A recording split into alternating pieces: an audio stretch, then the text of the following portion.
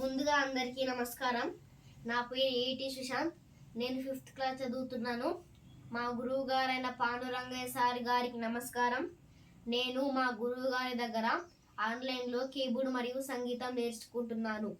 ఇప్పుడు నేను పాడబోయే పాట ఆనంద భైరవి రాగం.